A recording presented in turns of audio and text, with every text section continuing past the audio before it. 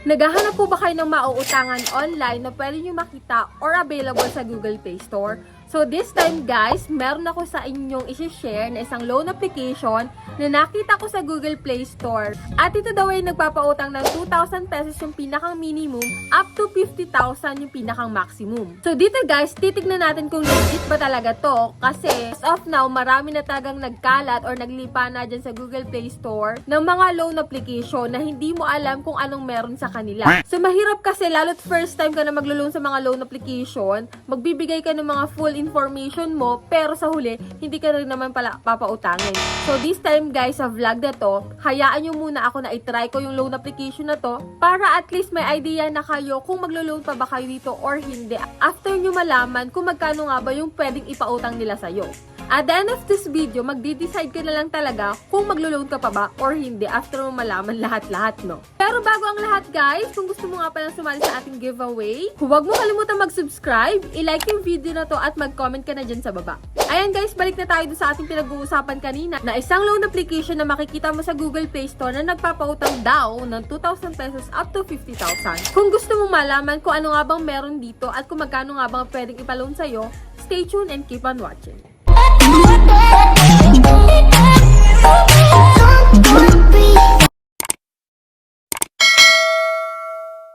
So yan guys, ang pangalan ng loan application na to is si UPeso. Kung nakapag-loan na po kayo dito sa UPeso, pwede po kayong mag-share dyan sa comment section kung ano nga bagang naranasan nyo sa pag-loan dito. So dito guys, itry pa lang natin tong si UPeso. Dito guys, after mo siya i-install sa Google Play Store, may mga fill upan ka po dyan about your personal details. So magbibigay ka po dito ng self-information mo, job information, current address, and contact information, which is sa contact information, siguraduhin mo po kung sino yung ilalagay mo kasi maaari nilang tawagan yun or i-text kapag po ikaw ay overdue na or hindi nila makontak. So dito guys, hindi ko na papatagalin pa kung magkano talaga yung pwedeng ipaloan sa'yo. Kanina sa advertisement nila, 2,000 to 50,000 yung ipapaloan sa'yo. Pero ito talaga guys yung pwedeng ipaloan sa'yo. So yan guys, 30,000 lang yung pinakang maximum pero hindi yan para sa mga first time. Ito po ay para sa mga repeaters loan na or repeaters borrower. Baga naman, 3,000 pesos lang talaga yung pinaka-maximum na pwedeng ipaloan sa'yo lalo't first time mo na maglo-loan dito kay UPeso. So ito guys, sinasabi nila dito na 90 days, 180 days, 120 days, up to 360 days yung kanilang loan terms. Pero hindi ito totoo guys kasi 7 days lang talaga yung pinakang repayment period mo. Ito, nakalatag na dito. Dun sa 3,000, hindi mo siya buong makukuha. Kundi, yung disbursement amount na lang is 1,690.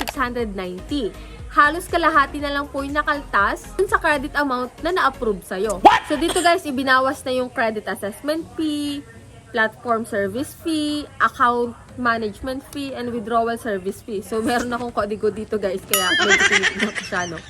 So yan guys, ang overall na nga nun, 1,690 na lang talaga yung makukuha at marireceive mo. So yan, medyo malaki talaga yung kaltas, halos kalahati na. So dito guys, tinignan ko din sa 30,000 na pwedeng ipaloan nila kapag ikaw ay repeat borrowers.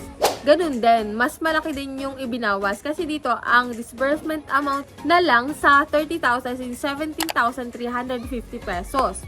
So yan guys, 7 days lang talaga to. So, yan lang yung pagpapakita ko sa inyo kung anong meron dito kay UPeso. Ikaw na lang po yung magde-decide kung maglo-loan ka pa rin ba or iti-take mo itong loan application na to na UPeso. Pero kung gupit naman po talaga tayo is wala tayong magagawa kundi mag-take talaga ng risk. Yun nga lang guys, siguraduhin nyo po na meron kayong ibabayad within 7 days. Maaari pong mas lumakilalo yung interest na ipapatong nila kapag ikaw ay na-overdue na. Ayan po, kung kayo may mga katanungan pa about dito kay UPeso, kindly comment dyan sa baba. At kung kayo may mga katanungan pa sa ibang application na na-feature ko sa akin channel, i-comment nyo na rin dyan.